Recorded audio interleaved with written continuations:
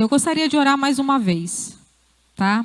Por nós aqui, pedindo a Deus para que Ele nos revele coisas preciosas essa noite. Pai, te agradeço pela oportunidade de falar da Tua palavra, de aprender mais da Tua palavra também, Deus. Nesse momento eu te peço, como Paulo pedia pelos Efésios, que o Senhor traga revelações do Senhor, que o Senhor dê espírito de sabedoria e discernimento vindo do Senhor, para que a gente consiga ser transformada de verdade, de acordo com a Tua palavra.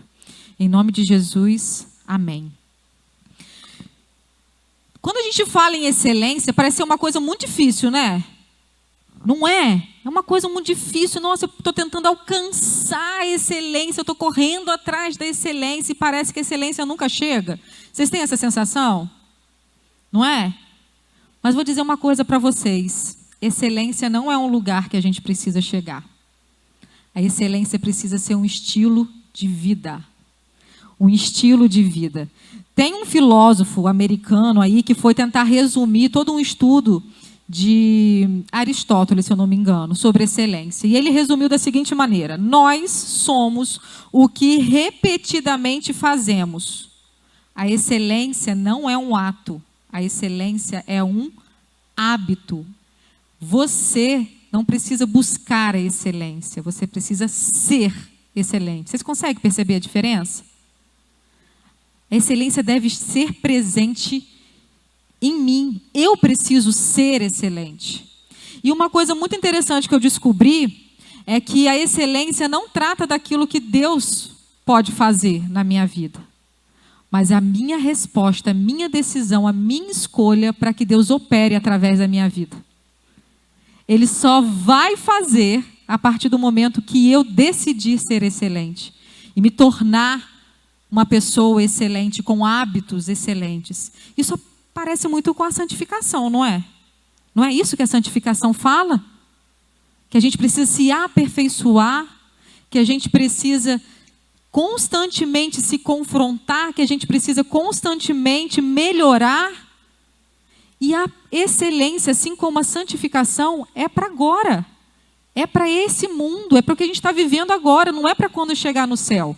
No céu todos seremos santos, glorificados, seremos excelentes, mas não vamos nem perceber, porque a excelência será constante. A santificação é algo que não vai ter fim em nossas vidas lá. Por isso que a excelência, a santificação, é algo para a gente viver aqui, agora, e é urgente nesse tempo que a gente tem vivido, é ou não é? É urgente, porque é isso que vai separar a multidão dos verdadeiros discípulos. É isso que separa a multidão dos verdadeiros discípulos de Jesus, ok? E aí eu separei algumas frases sobre o que é o que não é excelência, para a gente se preparar e se contextualizar aqui.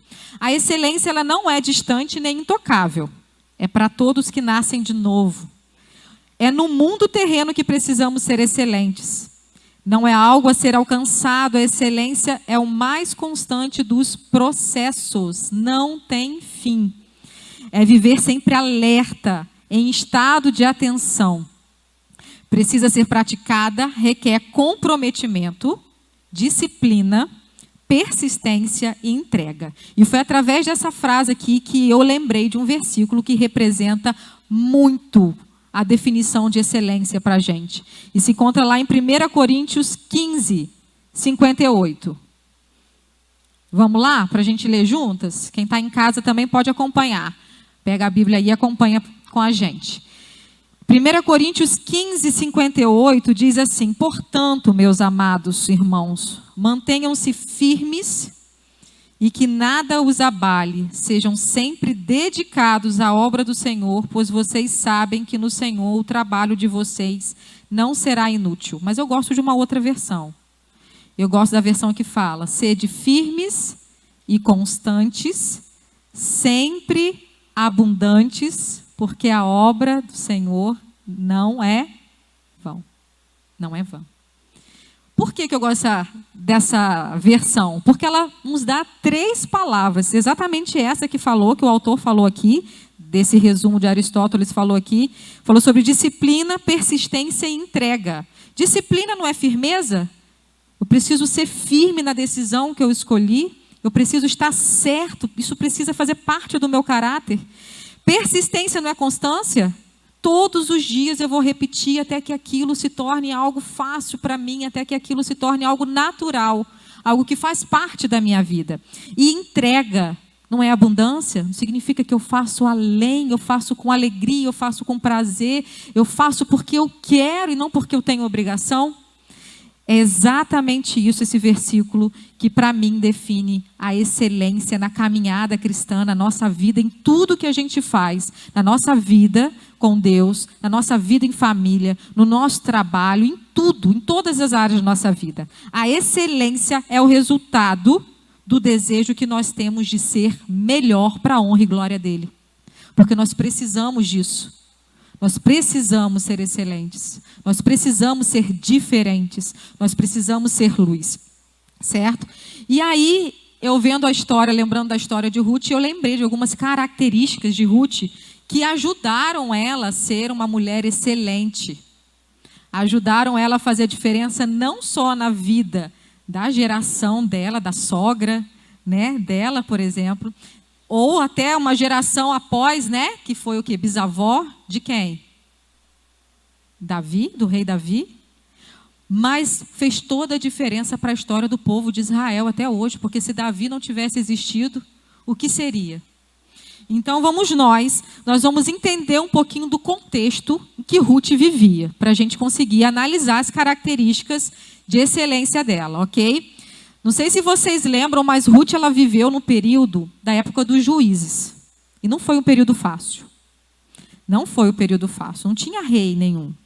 Né? Não tinha rei instaurado. E Deus levantava alguns juízes para poder conduzir a nação de Israel. Só que, por 2 vezes, no livro de Juízes, o autor fala que cada qual fazia o que parecia direito aos seus próprios olhos.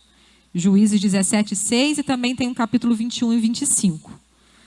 Olha só, meus irmãos, a gente, quando escuta uma coisa dessa e cada um fazia o que era bom aos seus próprios olhos, significa o quê? Estava entregue. Cada um tinha o seu conceito do que era certo ou errado. Cada um simplesmente fazia o que dava na telha de fazer. Você imagina em que estado estava a nação de Israel na época que Ruth vivia. Outra questão muito importante sobre Ruth. Ruth não era israelita. Ruth era o quê? Moabita. Ela morava em Moabe. Então, ela não fazia parte da linhagem judia, né? Ela não fazia parte do povo de Israel. Então, ela não fazia parte, se fazia presente na nação de Israel, que naquela época, no Antigo Testamento, era muito importante. Era o povo separado, era o povo onde Deus atuava, onde Deus ajuntava para poder ter a manifestação da glória e poder dele. Era muito importante fazer parte da nação de Israel, tanto que existiam várias leis, né, que impedia que o povo israelita se casasse, né, ou ficasse se relacionando muito tempo com outros povos, exatamente por causa da idolatria, da perversão, da imoralidade, e isso poderia contaminar. Ruth não era israelita, certo? E Moab era uma das nações que naquela época oprimia muito o povo de Israel. Eles tinham uma certa hostilidade ali, não era uma nação amiga do povo de Israel. E aí, num período de muita fome, muita escassez, Israel não estava passando pelos seus melhores momentos. Elimeleque, que era o marido de Noemi, a sogra de Ruth, eles decidiram sair de Belém, cidade onde eles moravam, e foram para Moabe, que era uma terra que naquela época tinha muita abundância nas suas plantações de trigo, de cevada, de uva. E aí eles decidiram acampar lá pelos campos de Moabe, porque tinha fartura e tinha abundância. E aí os filhos de Noemi e Elimeleque, seus 2 filhos, se casaram por lá. E que aí a gente conhece, né, a história de Noemi, Ruth e Orfa, né? E a gente sabe a tragédia que aconteceu, né? O marido de Noemi morreu e os seus 2 filhos também morreram, deixando 3 viúvas para trás.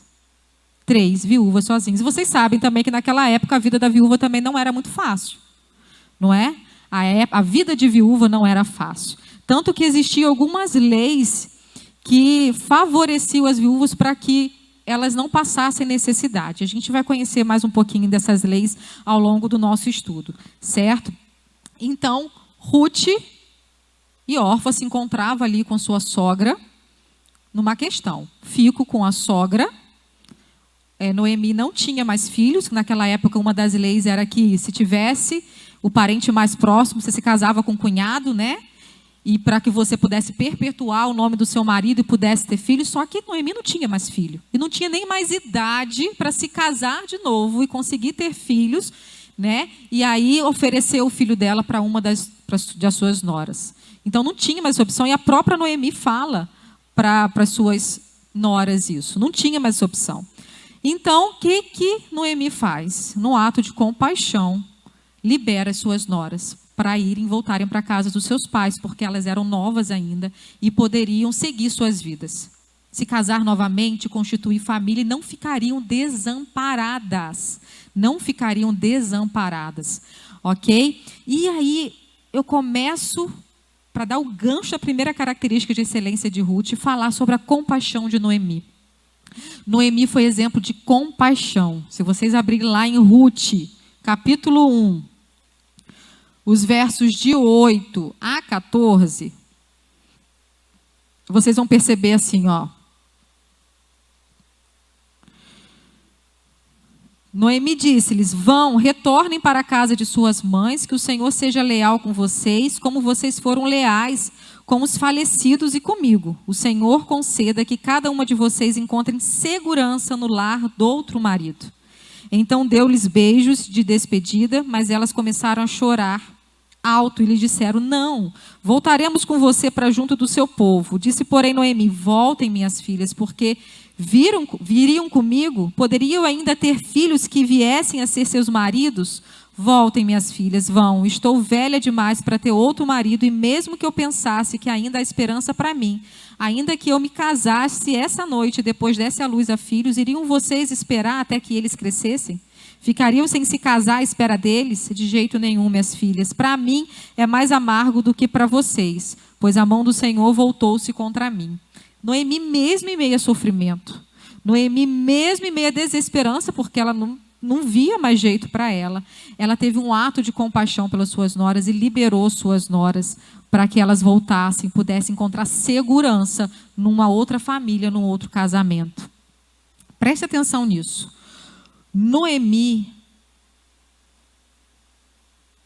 transbordou sobre a vida das suas noras compaixão. Ela não estava pensando nela mesma. Ela não estava pensando nela mesma. E eu paro para pensar assim, para que duas noras não quisessem se desapegar de sua sogra, é porque esse ato de compaixão não foi a primeira vez. Não foi a primeira vez. Com certeza, Noemi já era uma pessoa que exalava compaixão por outras pessoas, pela sua família, pelas suas noras principalmente. Por isso foi tão difícil desapegar. Só que uma resolveu aceitar, pensou em si, em querer ter segurança, em querer constituir uma família. Mas Ruth, ela foi arrastada pelo exemplo da sua sogra. Quando a gente transborda compaixão, é compaixão que a gente recebe de volta. E foi naquele momento, talvez, acredito eu, depois de um processo de vivência, também com a Noemi e os seus filhos, que eram servos do Deus vivo, mas nesse momento que a gente vê uma declaração muito forte de uma conversão, talvez, da Ruth, né? O seu Deus agora é o meu Deus. Não é assim que ela fala? Aonde você for, eu vou. O seu Deus agora é o meu Deus. O seu Deus é o meu Deus. A gente só consegue ser excelente de verdade quando a gente nasce de novo. Quando a gente confessa, declara que Deus é o Senhor, é o dono de nossas vidas. Aí a gente consegue ter clareza e discernimento para criar novos hábitos de excelência. E foi aí que começou a caminhada de Ruth. E Ruth começou a demonstrar o seu primeiro sinal de hábito, de caráter de excelência. Ela se arrisca por compaixão. Ela se arrisca por um propósito de o quê? Não desamparar a sua sogra, aquela que tinha apresentado Deus vivo para ela. E aí, lembrando dessa atitude de excelência, me veio a música Ousado Amor. Vocês conhecem? né? Ousado amor de Deus que deixa qualquer coisa para buscar aquele que está perdido, deixa os seus ali no aprisco para buscar o que está perdido.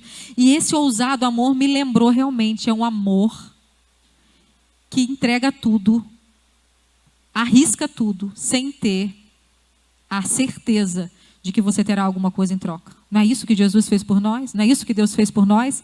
Esse ousado amor, ele entregou tudo, sem a certeza de que a gente o seguiria.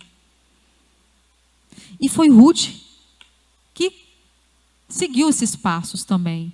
Ela deixou tudo, ela deixou a segurança. Vocês pararam para pensar? Ela não pensou nela, ela deixou a segurança de uma nova família, né? As necessidades, a provisão, o sustento que ela poderia arranjar na terra dela, nos costumes dela, com a família dela, com tudo que ela estava acostumada. E ela arriscou tudo por um propósito de seguir, de estar com a sua sogra. Ruth foi arrastada pelo exemplo de Noemi. Arrastada pelo exemplo de Noemi. E quando a gente conhece o Deus verdadeiro, não tem como a gente agir de outra forma. Não, a gente não tem mais opção, não existe opção na nossa mente, a não ser retribuir aquilo que foi dado para a gente. Quando a gente busca hábitos de excelência, é exatamente isso que Deus espera da gente. Eu vou ser a luz no meio de todo mundo, porque a luz dele foi derramada sobre mim, porque a luz dele está sobre mim, porque quando eu recebo a luz dele, eu não tenho como mais ser indiferente o que as pessoas estão vivendo, o que as pessoas estão sentindo. Não tem como. Quando a gente percebe, sente e tem consciência da profundidade do amor de Deus, da misericórdia de Deus, a gente é misericordiosa, a gente é compassiva, a gente transborda desse amor, não tem outra opção. Ruth renunciou à sua segurança, porque Noemi não tinha mais filhos, Noemi não tinha nada para oferecer, nada. Então, Ruth deixou o seu direito de ficar em Moabe, de se casar de novo, para ir com a sua sogra. E ela não pensava nela mesma. E aqui eu tiro uma atitude de excelência que eu quero que vocês repitam comigo. Eu escolho viver pelo exemplo. Vamos lá? Eu escolho viver pelo exemplo. Não é qualquer exemplo, não. É o exemplo de pessoas que são verdadeiramente influenciadas pelo Deus vivo. Ou pelo exemplo do próprio Jesus que a gente tem aqui. Uma segunda característica de excelência que Ruth me ensinou foi a seguinte: ela não olhou hora nenhuma para a condição dela. Ela estava disposta a ir para Belém junto com Noemi, não estava? Arriscou tudo, decidiu ir. Ela era estrangeira. De um povo que não se dava bem com o povo de Israel. Na verdade, no passado, tiveram sérios problemas. E a própria lei foi colocada lá na época de Moisés para que não tivesse coabitação entre os moabitas e o povo de Israel. Por conta da idolatria, por conta da desobediência, por conta da promiscuidade do povo moabita mesmo. Pra vocês terem uma noção, Ruth não poderia entrar no templo, na tenda lá para adorar. Porque ela não era de linhagem judaica. Certo? Então, Ruth, ela não pensou nas dificuldades que ela enfrentaria. Ela não olhou para a condição de estrangeira dela. Ela não olhou. Ela simplesmente foi, deixou para trás quem era ela, e assumiu a identidade que ela tinha agora de ser filha do Deus vivo. Ela não declarou: o seu Deus é o meu Deus agora? Não há nada que possa me fazer parar de seguir e insistir nesse propósito, porque agora eu pertenço ao mesmo Deus que você, Noemi. Então a minha condição de estrangeira, o julgamento de outras pessoas, tudo que possa vir contra mim nesse momento, não tem importância.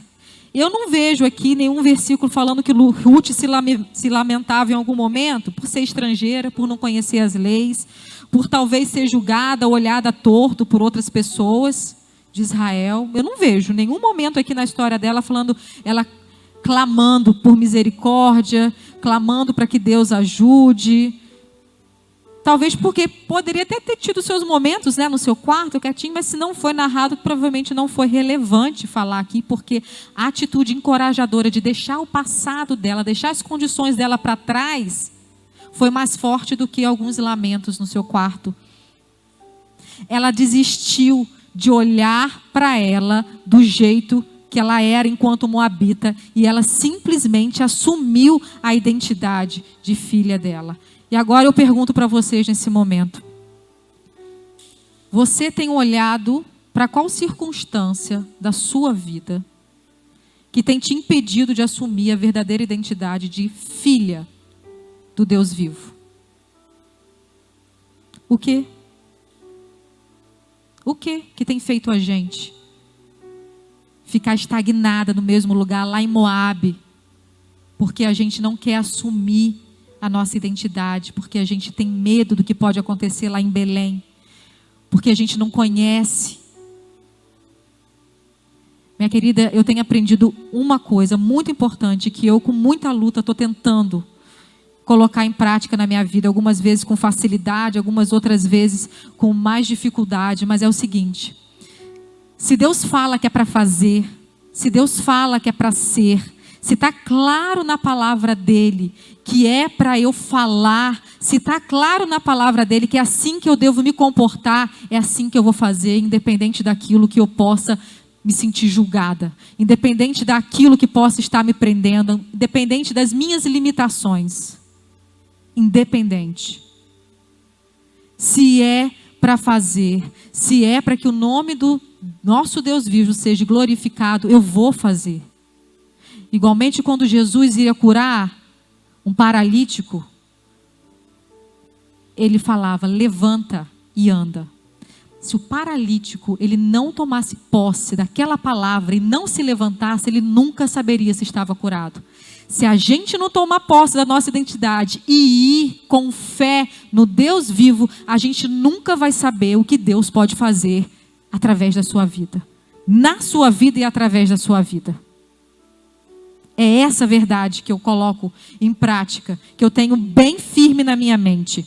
Nenhum problema que você tenha e que tenha tomado conta da sua mente, que tenha tirado a sua paz, nenhuma limitação que você tem pode se tornar empecilho para que Deus haja na sua vida e através da sua vida. Um hábito de excelência é tomar posse de quem você é, do que Deus quer que você faça, seja na sua casa, seja no seu trabalho, seja aqui na igreja, porque por mais que a gente divida a nossa vida em áreas, nossa vida ela não é compartimentada. Uma área interfere na outra e elas se misturam. Então, olha só, Deus não só aceita Ruth como sua serva, como faz dela a bisavó de Davi. Vocês já pararam para pensar que o seguinte, assim, no meio de uma lei em que os israelitas não podiam se casar com estrangeiros, Deus aceita Ruth. Deus vê em Ruth condições de excelência, hábitos de excelência para ser considerada uma israelita. E não só isso, para ela fazer parte da linhagem do rei Davi. Olha só que doideira, não importa a sua condição, Deus quer te usar, Deus quer te capacitar, Deus quer te aperfeiçoar para que você cumpra esse propósito que talvez você não se ache digno de cumprir, de viver ou de fazer. Deus quer usar cada uma de nós, mas Ele só vai usar se eu me colocar à disposição. Ele só vai me usar se eu sair de Moabe e ir para Belém. Ele só vai me usar quando eu caminho para a excelência. Quando eu vou e falo, não, eu preciso largar isso, eu preciso deixar isso e não olhar mais para isso e seguir para Belém. É isso que Deus espera da gente para começar a usar, para começar a nos usar. E com firmeza e constância, mais uma vez, Ruth vai dando passos em direção ao cumprimento do propósito de Deus para a vida dela e para toda uma geração de israelitas. Então, Ruth e Noemi, elas seguem. Tá? Elas seguem para o novo ciclo e vão em direção a Belém. Olha que curioso, elas chegam lá. Se vocês estiverem lá no versículo 22 do capítulo 1, vocês vão perceber assim, ó. Foi assim que Noemi voltou das terras de Moabe com a sua nora Ruth, a moabita, e elas chegaram a Belém no início da colheita da cevada. E eu fui pesquisar, porque normalmente quando tem essas insinuações na Bíblia, sempre tem um significado. E eu pesquisei e descobri que a colheita da cevada, ela se dava na época da primavera. Existia, eu acho que um rodízio lá de plantação entre cevada, trigo, uva, mas a colheita da cevada, que foi a época que Noemi e Ruth chegaram em Belém, acontecia na primavera. Exatamente uma época que nos remete esperança. Esperança. Não sei se Ruth chegou a pensar nisso, mas eu vejo Ruth, depois desse estudo aqui, como uma mulher esperançosa. Esperançosa. Destemida. E principalmente, nossa terceira característica de excelência que encontramos em Ruth, disposta. Extremamente disposta. Capítulo 2, versículo 2, Ruth diz assim, ela vira para sua sogra e fala assim, eu vou recolher espigas no campo daquele que me permitir. Então Noemi disse, vai minha filha, pode ir. Não sei se vocês se lembram, mas existia uma lei que vigorava naquela época, a lei da respiga, se eu não me engano. Eu acho que é esse nome, a lei da respiga. Você sabe o que significava essa lei da respiga? Significava que em Israel, nas plantações, né, os donos das plantações não poderiam recolher, né, não poderia colher o que estava na beirada das plantações. E nem podia recolher os grãos que ficavam pelo chão. Porque essa lei, ela visava ajudar os necessitados, os pobres daquela época. As viúvas se incluíam nisso. Porque o que ficava na beirada das plantações e no chão que caía, enquanto os funcionários iam lá e retirar, serviria para que os pobres, para que os necessitados pudessem ter suas necessidades físicas supridas. Algumas delas, né, como a fome. E Ruth pensou exatamente nisso. Então eu vou lá e vou recolher. Agora preste atenção numa coisa que eu fiquei intrigada com Ruth aqui. Ruth, ela deixou sua terra. Ela saiu de Moabe para acompanhar sua sogra, que não tinha condições de trabalhar, já de idade. Ela não somente se dispôs a ser companhia da sua sogra, como nesse momento aqui ela se levantou para prover as necessidades da casa das duas. Ela poderia, nossa, agora eu também vou ter que sozinha prover necessidade da casa. Será que eu já não fiz demais, não? Acho que ela não pensou nisso, não. Porque todo o comportamento de Ruth durante a história dela não mostra isso. Não mostra uma mulher que reclama. Uma mulher que se lamenta demais por tempo indeterminado, que se entrega e que fica oscilando com aquela mente duvidosa. Estou em Moabe, estou em Belém. Estou em Moabe, estou em Belém. Não, ela decidiu estar em Belém. Ela estava vivendo a sua identidade, sua nova identidade israelita. Enquanto Nora, que agora era mais filha, ela se prontificou, ela se colocou à disposição de ir lá, por mais degradante que pudesse parecer para ela ou para a gente, né? Porque ela poderia pensar, se eu tivesse na minha casa, eu poderia estar casada com outro homem, e esse homem poderia estar provendo as minhas necessidades. E não eu saindo para trabalhar no campo, esperando recolher todos os feixes lá e juntar os feixes de cevada, para depois eu vir e pegar. E era um trabalho duro, era um trabalho árduo, que demorava, ela passava o dia inteiro lá. Ruth era disposta e não era orgulhosa. Ela não era orgulhosa. Ruth, ela se oferece para prover o sustento da sua casa e da sua sogra. Ela foi para uma terra estranha e ao invés de depender da sua sogra ou esperar que algo bom acontecesse com ela, ela simplesmente tomou a iniciativa e foi trabalhar. Ela assumiu a necessidade, ela reconheceu a necessidade que ela tinha naquele momento e ela resolveu ir atrás. Ela estava disposta a ir atrás. Essa disposição numa caminhada de excelência não pode faltar em nossas vidas.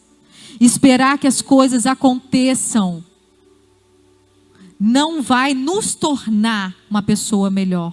Porque lembra que eu falei que excelência tem a ver com quem nós estamos nos tornando, a nossa resposta em relação a Deus? Se eu estou sempre esperando o milagre pronto cair no meu colo, Eu não consigo ser aperfeiçoada, eu não consigo ser santificada. Eu não consigo desenvolver a excelência. Então essa é uma atitude importantíssima para cada uma de nós. Nós precisamos estar disposta a trabalhar, seja o que for. Se é uma necessidade de agora, uma necessidade real nossa, a gente precisa se levantar, independente do trabalho que seja, e se movimentar em direção àquilo que a gente precisa e suprir essa necessidade. Preste atenção, o ato de sair para o campo, o ato de não ser orgulhosa por talvez pensar, trabalho degradante, eu não precisava passar por isso. Ou eu tenho um nível, eu tenho uma capacidade, um potencial muito maior do que ficar recolhendo junto com os necessitados os grãos. Ruth não foi orgulhosa. Ruth não foi orgulhosa, e esse ato de disposição e de não orgulho, de humildade de Ruth abriu portas, não para que somente a fome dela fosse suprida e da sogra dela fosse suprida. O ato dela ir ao campo trabalhar abriu portas para que Deus pudesse prover uma nação inteira. Uma nação inteira. Um trabalho que aparentemente era pequeno, que talvez ela não gostasse de fazer. Ela foi e fez, e Deus supriu o restante de tudo na vida, não só de Noemi e Ruth, mas de uma nação inteira. Foi a fé de Ruth. A fé de Ruth. Porque quando a gente tem fé, a gente vai. Quando a nossa fé está pequena, estagnada, o que a gente faz? A gente para. Arreia os ombros, ou senta, se lamenta demais, chora por tempo indeterminado. E a gente fica estagnada. Deus espera o nosso passo de fé, queridos. É o nosso passo de fé. Isso é a nossa excelência, a nossa busca pela excelência. Porque a partir do nosso passo de fé, da nossa disposição, Ele começa a se manifestar e derramar a sua provisão em nós. Porque Deus faz a medida da nossa fé. Isso a Bíblia fala em muitas passagens para a gente. A oração do Pai Nosso. Perdoai os nossos pecados, assim como é o nosso passo de fé que faz os nossos pecados serem perdoados. É o nosso passo de fé em direção a Deus, em direção a algo que a gente não sabe ainda como vai ser, que abre portas para Deus prover tudo, tudo, absolutamente tudo que a gente precisa. É o nosso passo de fé. E Deus fez exatamente na medida da fé de Ruth. A fé não é estática. A fé não é estática. Às vezes a gente tem a tendência de achar, estou com fé em Deus que isso vai acontecer. Mas a gente está parado esperando, porque fé não é esperar somente. A gente espera a coisa acontecer, a gente tem esperança de que aquilo vai acontecer. Mas enquanto a gente espera, a gente está ouvindo o que Deus quer que a gente faça, e a gente está agindo, a gente está indo com as necessidades de agora que a gente tem, com discernimento do que a gente precisa para agora, a gente vai. E a minha pergunta hoje para vocês é: qual é a sua atitude quando o que precisa ser feito não corresponde ao que você quer fazer? A gente menospreza algumas atitudes. A gente menospreza alguns trabalhos. A gente menospreza algumas pequenas chances, pequenas portas que aparecem em nossas vidas, certamente por ser pequena. A gente se olha assim: mas eu vou trabalhar nisso? Mas eu vou fazer isso? Eu vou ter que lavar cueca, lavar prato, encerar a casa, trocar fralda sozinha? Não estou falando que a gente tenha que fazer tudo isso sozinha, mas se é um momento, uma necessidade para que haja uma transformação na sua casa, na sua família, sim. Porque é quando a gente toma esse primeiro passo, Deus vem com a provisão para o restante. E vai te conceder o alívio na divisão das tarefas da sua casa. Vai te conceder alívio na provisão financeira que talvez você esteja sozinho ou sozinha trazendo para a sua casa. Mas é o passo de fé que a gente precisa dar nas pequenas coisas. Preste atenção. Essa tarefa ou responsabilidade que você tem que fazer, que você precisa fazer hoje, mas que você tem negado por orgulho, pode ser a forma que Deus está usando para testar o seu caráter, para para testar, para ver quem você é e fazer você enxergar que é através de um caráter aprovado que novas portas e novas oportunidades podem se abrir.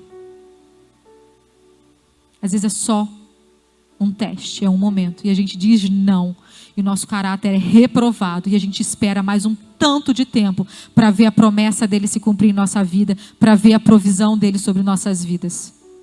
Porque não tivemos fé o suficiente de que um trabalho pequeno pode fazer uma diferença enorme na vida. Agora eu digo para vocês, se Ruth não tivesse ido lá providenciar a comida, os grãos, para a sua sogra e para ela nunca teria conhecido Boaz. Nunca teria conhecido Boaz. Se Ruth se recusasse a ir colher os grãos, ela não iria ter a chance de ter toda a sua vida debaixo da provisão de Deus. E aí a gente entra na quarta característica de excelência de Ruth. Ela tinha um caráter inabalável. Então, no capítulo 2, versículo 5, diz assim, ó. Boaz perguntou ao capataz dos ceifeiros, a quem pertence aquela moça? Ruth foi ao campo e Boaz anotou. Olhou para ela e perguntou quem ela era. E olha o que responderam. O capataz respondeu, é uma moabita que voltou de Moabe com Noemi. Ela me pediu que a deixasse recolher e juntar espigas entre os feixes após os ceifeiros. Ela chegou cedo e está de pé até agora. Só sentou-se um pouco no abrigo. Olha só. Boaz, não sei se Boaz reparou no aspecto físico de Ruth, mas a verdade é que ele perguntou quem era. E a boa fama de Ruth antecedeu. Antes mesmo que Boaz pudesse conhecer Ruth pessoalmente, ele ouviu falar bem de Ruth, pelo quê? Ela acompanhou a sua sogra, pela compaixão de Ruth. Olha o exemplo que arrasta. O exemplo de compaixão que veio de Noemi para Ruth, de Ruth para Noemi novamente, e agora o exemplo da compaixão se arrasta para a vida de Boaz, e Boaz se interessa em saber quem é. E não só permitiu que ela pudesse continuar colhendo, quanto favoreceu Ruth para que ela pudesse pegar mais grãos. O Boaz deu ordens para que os seus trabalhadores lá pudessem dar oportunidade para que Ruth tivesse facilidade para conseguir prover a sua necessidade. Olha só. Boaz ouviu sobre a compaixão de Ruth por sua sogra. O que as pessoas têm ouvido a seu respeito? O que as pessoas têm ouvido a meu respeito? O que? Se excelência são hábitos, é um hábito, significa que um hábito me faz. Eu sou o que eu costumo fazer repetidamente, a gente não viu isso? São os meus hábitos que me apresentam, que diz quem eu sou. O que as pessoas têm falado a respeito de mim? O que eu tenho demonstrado para as pessoas? O que? Foi exatamente por ter um caráter inabalável, um caráter que são características tão enraizadas já dentro de você, hábitos tão enraizados que tornam o que você é. Caráter é isso. Caráter inabalado, você não abre mão, você escolheu ser assim e você continua sendo assim. Ruth escolheu ser compassiva e ela continuou sendo compassiva, não só em tirar sua sogra e acompanhar sua sogra de Belém, mas em prover a necessidade de sua sogra. E não só prover durante uma parte do dia, mas ficar o dia inteiro lá para colher o máximo de grão para suprir a necessidade. Olha que firmeza de caráter. Firmeza de caráter. A sua reputação é associada ao seu caráter. E as pessoas constroem a sua reputação. Você constrói o seu caráter. Mas são as pessoas que constroem a sua reputação. O que as pessoas têm ouvido falar sobre você? O que as pessoas têm ouvido falar sobre você? Uma boa imagem é construída a partir de um estilo de vida que demonstre de forma consciente as qualidades que você escolhe desenvolver. Independente se você está em Moabe, ou se você está em Belém, ou se você é viúva, ou se você está casada, se você está vivendo na promessa, ou se você está esperando a promessa, se você está com dificuldade, ou se você está na abundância. Caráter não pode mudar. E é uma decisão sua desenvolver quem você vai ser. É uma escolha consciente das qualidades que você quer ter na sua vida. Você tem escolhido ser alguém no qual as pessoas se interessem, saber mais a respeito de Deus? Não estou falando de falar de Deus, não, porque eu acredito que o reino de Deus não é só feito de palavras. A gente não anuncia o reino de Deus através das palavras, principalmente pelo exemplo, porque o exemplo arrasta. Porque o exemplo arrasta. Gravem isso. E é através do seu caráter, de quem você é, que você vai poder ser exemplo para arrastar outras pessoas. O exemplo partiu de Noemi, se arrastou para Ruth e que chegou em Boaz. Boaz então foi compassivo e facilitou tudo para Ruth. E Boaz aqui ele me ensina uma outra coisa, abrindo uma observação e um parêntese. Boaz ele não só cumpriu a lei da respiga para com Ruth, ele fez além, ele deu ordens aos seus servos para que facilitasse o trabalho de Ruth. Muitas vezes a gente precisa fazer o que deve ser feito e fazer muito bem feito e além do que esperam que a gente faça. Foi isso que Boaz fez. Ele obedeceu. Ele fez o que tinha que ser feito. E isso me ensinou muito. E aí, na história de Ruth, ela continua recolhendo espigas, grãos lá na plantação de Boaz. E ela continua até que um certo dia, lá no capítulo 3, já passei para lá, versículo 3 e 4, sua sogra fala, olha só, Boaz é um membro, é um parente próximo da família. Eu não vou deixar que você fique necessitada, viúva, para o resto da sua vida. Só voltando no versículo 1, a Noemi disse assim, minha filha, tenho que procurar um lar seguro para sua felicidade. E ela diz que Boaz é um parente próximo. É um parente próximo e que poderia colocar em vigor a lei do levirato. Já ouviram falar da lei do levirato? Uma outra lei que protegia as viúvas. Significa que quando o marido morresse, ela poderia casar com um cunhado, parente mais próximo. Se não tivesse, iria se estendendo para outros parentes até que alguém pudesse tomá-la como esposa e retomar a segurança da vida dela. E Noemi lembrou e falou assim, eu tenho instruções para você. Noemi falou assim, ó, lave-se, perfume-se, vista sua melhor roupa e desça para a eira. Não deixe que ele perceba você até que tenha comido e bebido.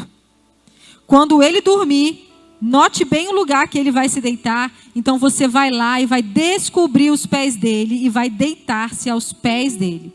E ele vai dizer o que você deve fazer. Doideira.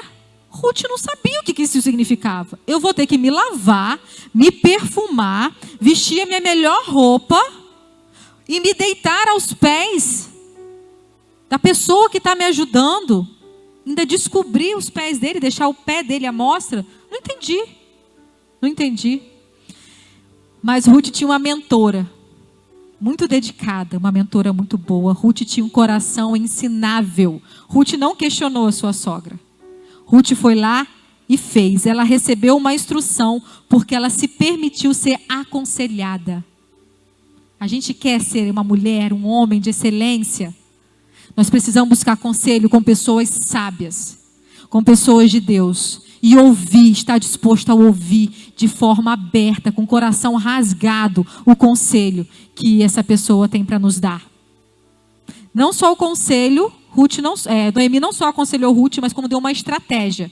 Noemi falou, vai lá, você vai se lavar, vai se perfumar, vai vestir-se da melhor forma, vai deitar nos pés de Boaz e vai descobrir os pés dele. A estratégia, ela deu um passo a passo. A gente precisa ter em mente os nossos passos de ação para a gente ser excelente.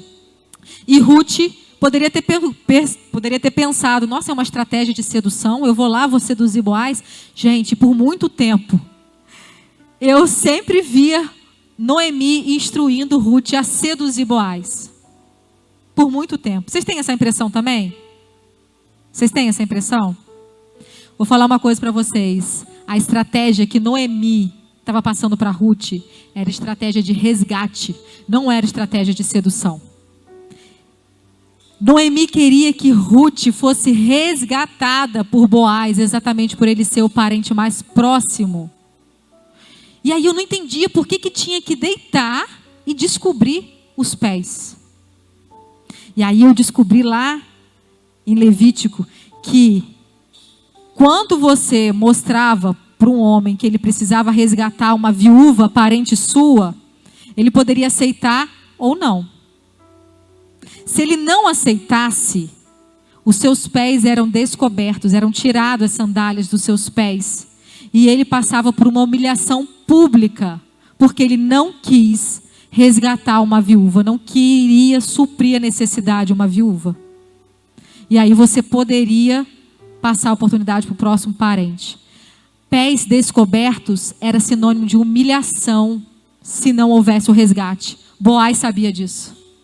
Por isso que Noemi pediu para Ruth descobrir os pés de Boaz. Para quando ele acordasse, como aconteceu, ele acordou e viu Ruth deitada, dormindo ali do lado dele. Ele sabia exatamente o que Ruth estava querendo dizer. Por isso que Noemi disse, ele te dirá o que fazer. E aí Ruth respondeu à sua sogra, farei tudo o que você está me dizendo.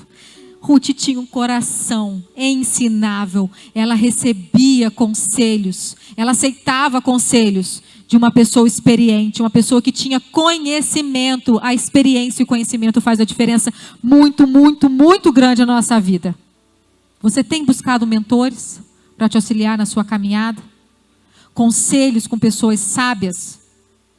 Escolha com cuidado e escute. Escute essas pessoas.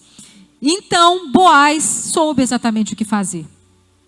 Boaz resgatou Ruth e se casou com ela. Se casou com ela e cuidou não somente de Ruth, mas também da sua sogra. Cuidou de Ruth e da sua sogra. Agora, olha só. Ruth, a moabita, mais uma vez eu repetir, que não podia nem entrar na tenda para adorar o Deus único e verdadeiro, fez parte da linhagem do rei Davi. Por conta da sua vida de excelência. Da sua vida de excelência. E eu quero que vocês tenham em mente uma coisa. Uma vida de excelência não é para que você viva por si mesmo, para que você tenha tudo de bom para você mesmo. Uma vida de excelência é dar condições para Deus, dar provisão para a sua vida e essa provisão ir também para outras pessoas que estão junto de você. É condições para Deus fazer a obra dele em nós e através de nós. Quando nós criamos hábitos de excelência, nós estamos fazendo com que Deus tenha total liberdade para cumprir o seu propósito em nossa vida e estender esse propósito para além da nossa vivência aqui na terra, para além da minha existência aqui. Foi isso que ele fez com a vida de Ruth. Não foi só provisão para a vida dela, foi provisão para uma nação inteira. Hábitos de excelência. Uma mulher de excelência dá condições para Deus operar em nós de forma abundante, constante. E eu quero encerrar com vocês. A gente lê juntas um versículo de Mateus 5,16. Que diz assim: assim brilhe a sua luz diante dos homens, para que vejam as suas boas obras e glorifiquem ao Pai de vocês que está nos céus. Isso é ser excelente. É permitir que a luz de Cristo brilhe sobre sua vida. E uma luz que brilha, não brilha somente para você. O propósito da luz é iluminar a vida de outras pessoas. O propósito que Deus cumpre na sua vida hoje não é só seu, não é só por você, é para o povo dele, é para a igreja dele, é para a noiva dele. Enquanto discípulos, noiva, igreja do Senhor, nós precisamos viver uma vida de excelência, de santidade, uma vida extraordinária, para que a gente possa ser canal, instrumento do poder de Deus, para que o nome dele seja glorificado, para que a igreja dele seja edificada. Amém? Pai, nós te agradecemos pela tua palavra, que é tão viva. Ela é tão atual, ela é tão eficaz, que nos ensina e nos ajuda ainda a decidir os nossos próximos passos, o nosso futuro, Pai. Eu te agradeço, Pai, pela tua obra em nossas vidas, por ser nosso Deus, nosso Senhor. E mediante a isso, mediante a essa declaração de pertencer ao Senhor, eu quero dizer que nós declaramos e assumimos o compromisso de que vamos fazer o que for preciso para ter uma caminhada, uma vida de excelência na tua presença, Pai. Para que a gente seja canal para que o seu poder, instrumento, flua através de nós, Deus. Eu te suplico, eu quero fazer parte dos seus propósitos. Eu quero ser usada pelo Senhor. A sua igreja precisa e deseja ser usada pelo Senhor para ser farol nessa multidão, nesse mundo, nesse tempo, nessa época que temos vivido, Pai. E eu te peço que a cada passo que dermos em direção ao Senhor, o Senhor nos sustente, nos capacite, nos garanta provisão. Em nome de Jesus nós te pedimos. Amém.